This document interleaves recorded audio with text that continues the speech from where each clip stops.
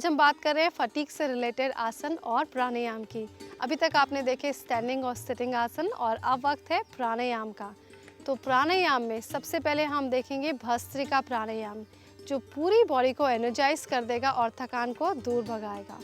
तो भस्त्रिका प्राणायाम करने के लिए पहले नासाग्र मुद्रा बनाएं। नासाग्र मुद्रा बनाने के लिए इस तरह से मुद्रा आप बनाएंगे। पहली 2 उंगलियां हथेली के ऊपर और दूसरी 2 उंगलियां लास्ट की जोड़ देंगे, which is your ring finger and small finger, and the thumb is out. So sometime you are not able to join the fingers. तब हम क्या करेंगे, तीसरी उंगली को भी नीचे रख देंगे और इस तरह से कंफर्टेबल पोजीशन बन जाएगी, क्योंकि हमारा मकसद है एक बार एक नॉस्ट्रिल को बंद करना, दूसरी बार दूसरी नॉस्ट्रिल को बंद करना, जो कि आप इन दोनों उंगलियों से भी कर सकते हैं। But this is the conventional posture of the nasagra mudra. तो कोशिश करें इस तरह बनाने की और पहले लेफ्ट नॉस्ट्रिल को क्लोज करें और ब्रीथ इन ब्रीथ आउट करें equally with the right nostril 15 times.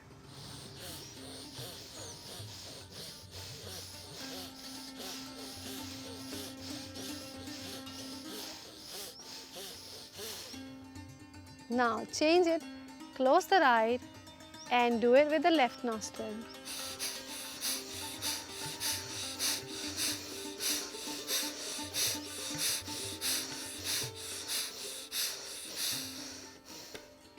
Now let both the nostrils be open and we are going to do it with both the nostrils.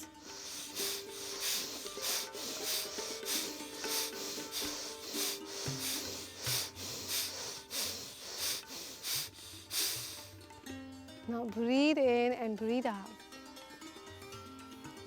Enjoy this calmness. Body जो थकी हुई होगी तो भी relax हो जाएगी। Now we are going to start with bhramari प्राणायाम। भ्रामरी प्राणायाम आपकी mental tension को दूर करता है और आपको रखता है फटीग फ्री, थकान से दूर। तो आप दोनों हाथ के अंगूठे कानों में डालें और उंगलियों को रखें सिर के ऊपर। Now breathe in.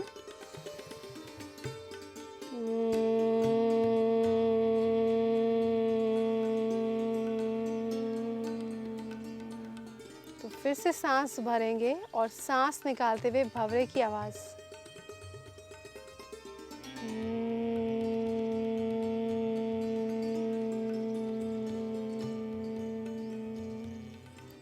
और यहाँ पर आप गिनती करें सांस की, सांस लेते हुए गिने और उसका डबल निकालें।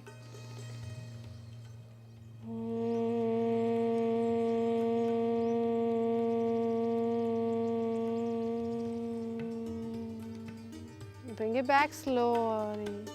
तो हम यहाँ पर डी स्ट्रेस क्यों होते हैं? क्योंकि सारा ध्यान सांसों की गिनती पे और स्पेशल तरीके से सांस निकालने में लगा रहता है, जिससे कि माइंड की चिंताएं उसको बिजी नहीं रखती हैं और आपका सारा ध्यान यही होगा।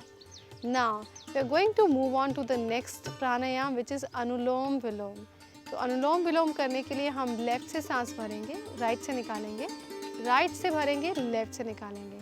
तो एक जो रूट आपने लिया फिर उसके रिवर्स रूट में चलेंगे and hence the name is anulom vilom.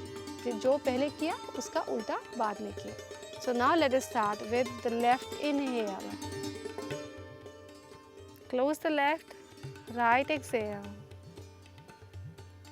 Inhale through your right. Close the right and exhale through left.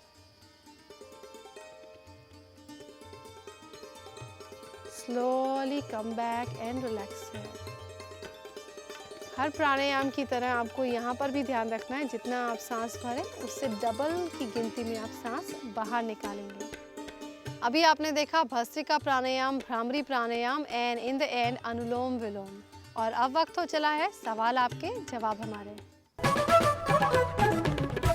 Delhi से रुपेश का सवाल है, मैं थकान के कारण योगासन नहीं कर पाता, क्या करूं? रुपेश जी, कई बार हमारी बॉडी हमको फॉल्स रीज़न देगी कि थकान है। आप देखिए आपका काम करने का स्टाइल कैसा है। क्या सच में आप अपने स्टेमिना के से ज़्यादा काम करते हैं और थक जाते हैं, इस वजह से आप योग नहीं कर सकते, या फिर कुछ भी नहीं करते हैं और तो भी थक जाते हैं?